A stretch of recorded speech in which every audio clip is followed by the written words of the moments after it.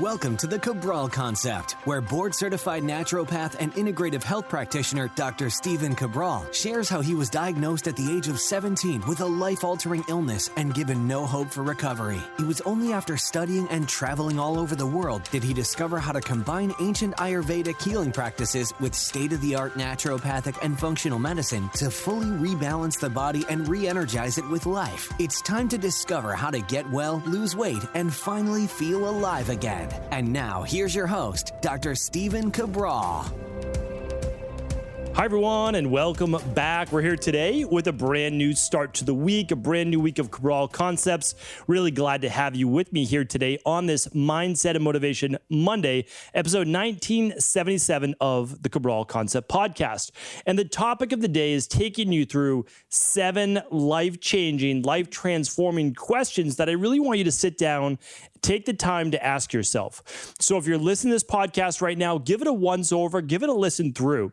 And then the absolute best thing to do would be to write down the questions if you're not in your car right now, or just go back and listen to the podcast again later, this time actually taking the time to answer these questions. But if you're in the car, if you're doing something else, answer the questions in your head, because it's going to give you a head start on where you might need to make the biggest changes in your life in order to improve overall happiness, your overall health, and just your enjoyment as you begin to move through life, because this is going to teach you more about what you're passionate about, what you don't want to be doing, and who you might not be spending the right time with. So again, always excited to be able to do these shows. Again, today's going to be a fun one, and here's why.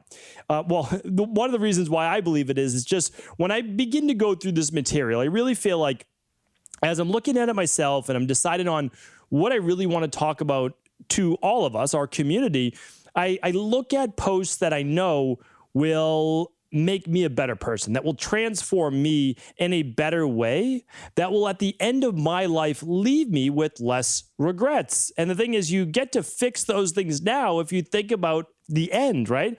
If you think about it in a positive manner, just say, hey, what type of dad do I want to be? What type of husband do I want to be? And these types of questions are big questions. And these are today's questions that go beyond what I just mentioned right there, but really look at your life at a much larger and much more holistic picture. So let's get right into these questions. All right. There are 7. The last 2 are the most important, but we need to work through the first 5 to be able to get to those. So again, like I said, life transforming questions here. The first one is this. It's, who do you spend time with? Now, this might seem like a really strange question, because you might say, well, I spend time 8 hours a day at work, and then I spend time with my partner and my kids. Okay, and again, those are good answers to those questions. But specifically, who at work? And I would even say more specifically, who do you choose to spend your free time with? Because it's very interesting. When we look at many people throughout history, again, I think Napoleon Hill probably made this most famous, saying that you are the average of the 5 people you spend the most time with. I mean, Jim Rohn has said that. Zig Ziglar has said that. Many, many people have said that. Earl Nightingale, Napoleon Hill, and many more people before that, right? So here's what I want to share with you, though. Like, if this is the first time you've heard that, why does that matter? Why does that make a difference? And the main reason is this. It's really been well documented, and you can look at this through neuroscience, you can look at this through behavioral-based science, but we take on a lot of the traits and a lot of the energy and a lot of the feelings and a lot of the actions from our peer group, from the people that we choose to spend our time with. Or maybe we don't choose it, but we're having meaningful conversations with them. They're sharing things with us. And I'll tell you right now, that energy is contagious. I shared this group with our IHP Mastery class. We have a kind of a 3rd level to IHP, and it's called Mastery. And it's really about transforming your life in the lives of your clients from a much deeper perspective. I mean, it goes beyond life coaching. Life coaching kind of has some strange connotations to it, although obviously a great thing. It's not always viewed in the best light, is because there's no standard to what it is. But when you look at it as a whole, and again, holistically, which means the sum of all the parts, you want to take everything into consideration. We have to understand is that we are influenced by essentially everything within our environment, unless we've learned to build up a great resistance to what we see as we start to become a little bit more enlightened. So simply put, let me just give you a couple examples. If you are around people that you mainly hang out with and you're drinking alcohol, consuming alcohol, and you wouldn't ever hang out with them unless you were consuming alcohol, and you're trying to stop consuming alcohol because you're trying to get healthy, get rid of your autoimmune issues, lose body fat, whatever it might be, whatever your goals are, get healthier, improve your sleep, well, it's going to be difficult to continue to hang around those same people when alcohol is involved. Now, it doesn't mean get rid of all these people, but it's simply today is not about giving you the answers. Today is about opening up and really asking those questions. I do have a previous podcast. We'll try to link that up at episode 1977 today. So you can just go over to stevencabral.com/1977.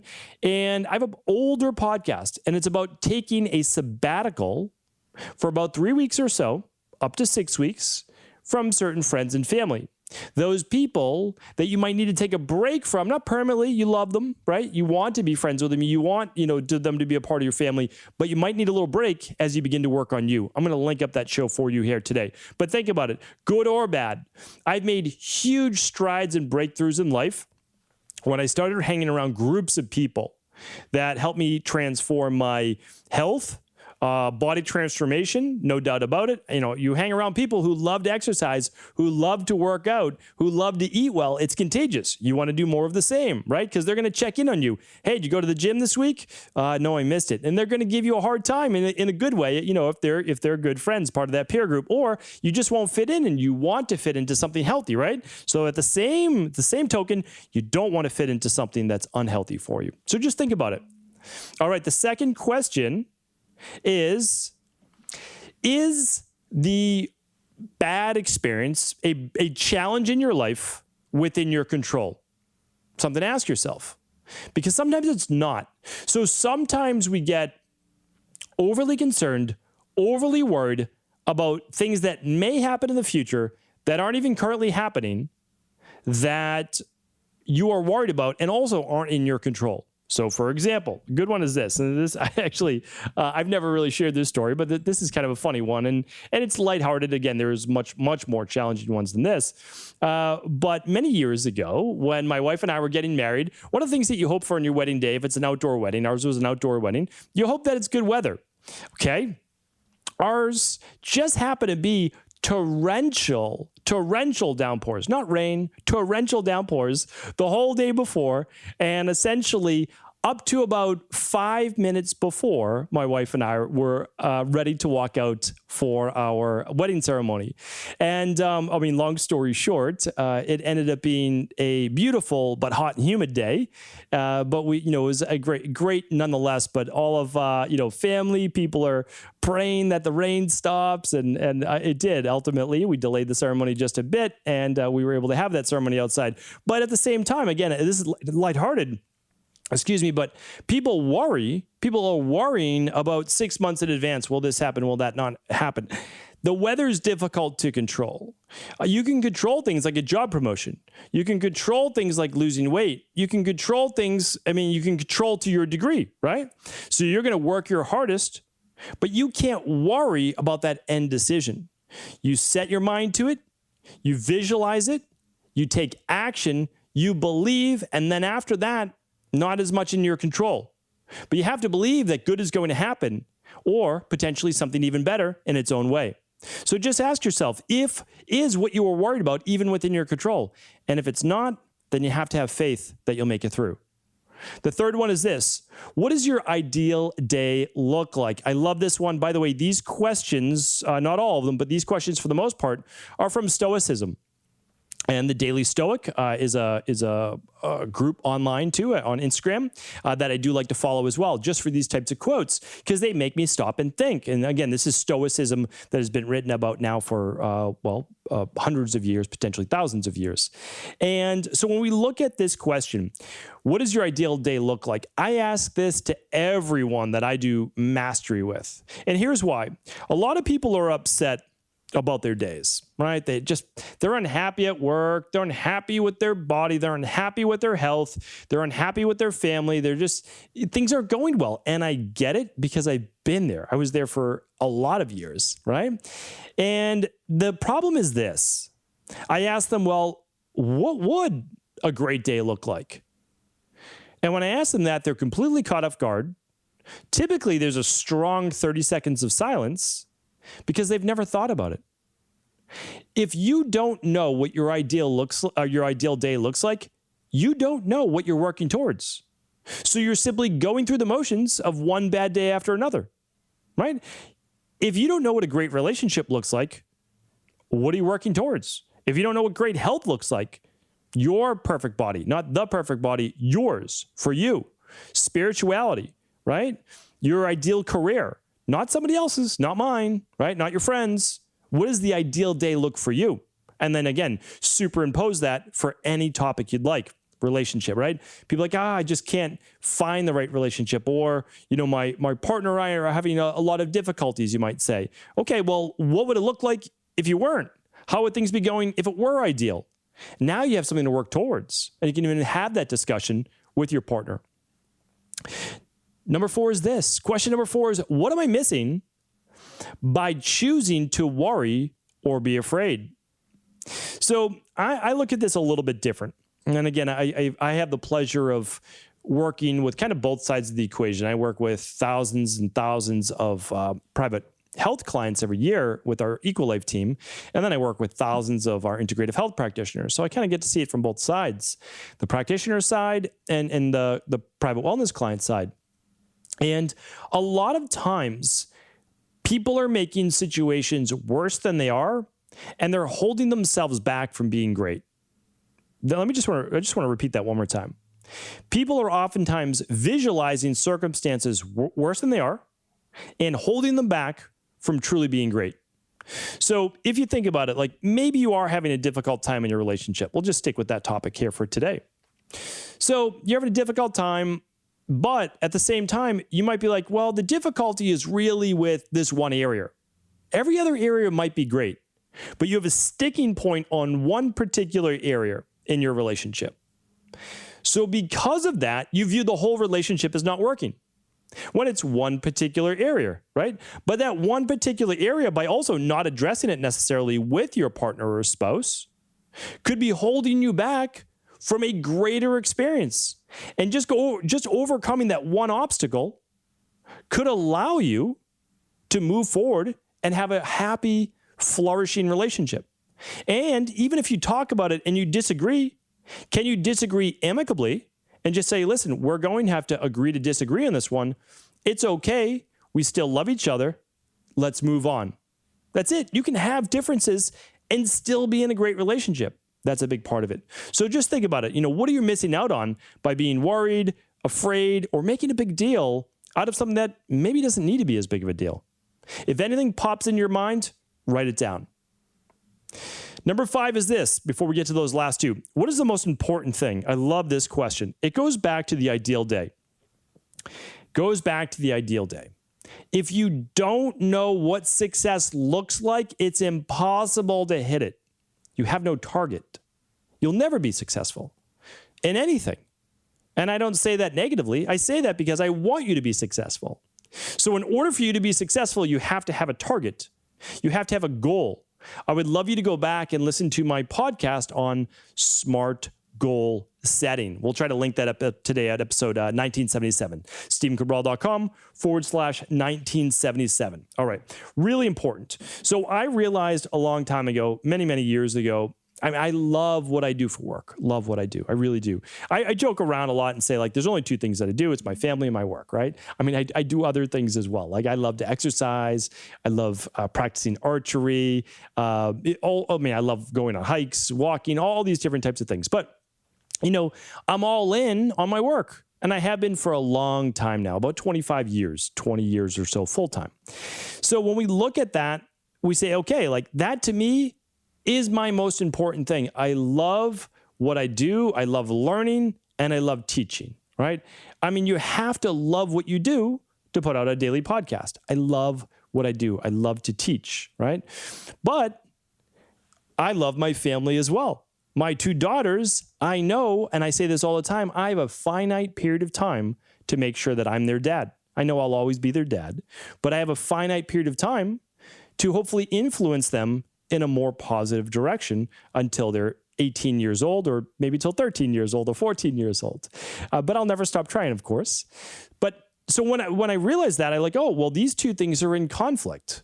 My work, that I could travel literally every single week of the year. I could work 16 hours a day. Used to work that long, before I had kids. So what do? Well, you have to know your most important thing. So I realized that my most important thing is my wife, my 2 daughters. So that actually has had me change my schedule in order to be there when they wake up, because I used to leave for work much earlier before they woke up, and to be there for dinner at night. And then, of course, all the whole routine after that as well, and taking the weekends off. So that's my most important thing. And if you don't know your most important thing, well, other things will begin to seep in and move that most important thing down the line. And at that point, it may or may not be too late. So now that we've answered some of these questions, we have to say this, and I love these last 2. Is this who I want to be? So you have to look at your life right now, and you just have to ask yourself, is this who I want to be? And there's no right or wrong way to answer that, and it's not based on anything. You literally just ask yourself this question, is this who I want to be? And if something pops up, and you say no, then you need to go deeper. So if I were to say, is this who I want to be? And right away, my mind goes towards, I'm missing dinners with my daughters. I'm never going to get that time back. I can't ask them about their day. They're going to think that their dad's not there for them, whatever it might be, right?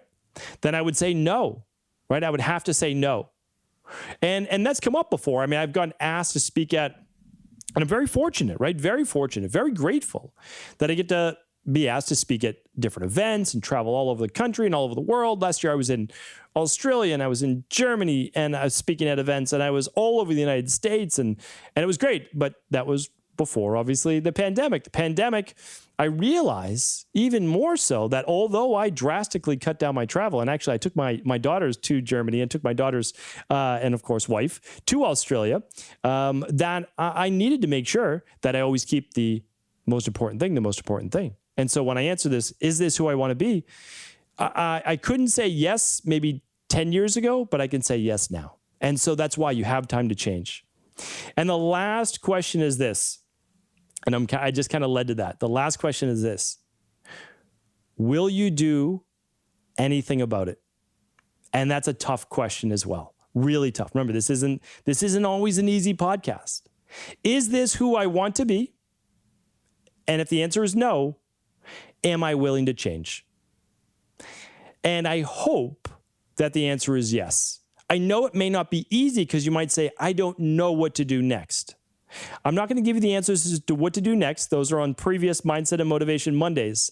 However, if you answer no, but then you're willing to say, yes, I am willing to do something about it. I am willing to change, even if you don't have all the answers, even if you're willing to just take a small action tomorrow, then I have no doubt you are well on your way to creating the exact life that you want for yourself. Thank you so much for tuning into today's show. I appreciate you. I truly do.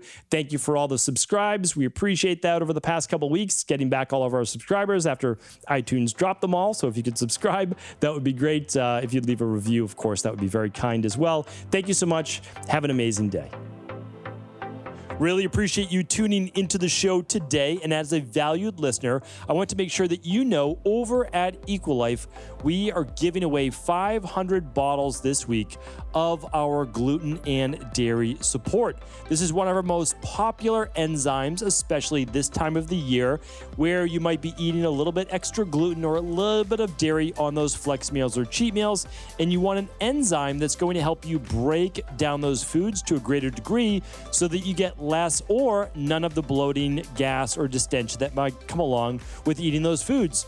Plus, this is the perfect enzyme to help you digest beans and other plant-based proteins, since there's an extra enzyme in there called xylanase. This is the product you are looking for outdoor barbecues, fun with friends, or maybe some outdoor cheats, or again, if you've been sneaking a little bit more gluten and dairy into your diet. It's the perfect enzyme to pair with the daily digestive enzyme and can add that much more support when you're eating beans, plant-based proteins, dairy, or gluten. Take advantage of this complimentary offer, your free bottle while supplies last, over at equa.life with qualifying orders. Head on over to equi.life for your free bottle of gluten and dairy support.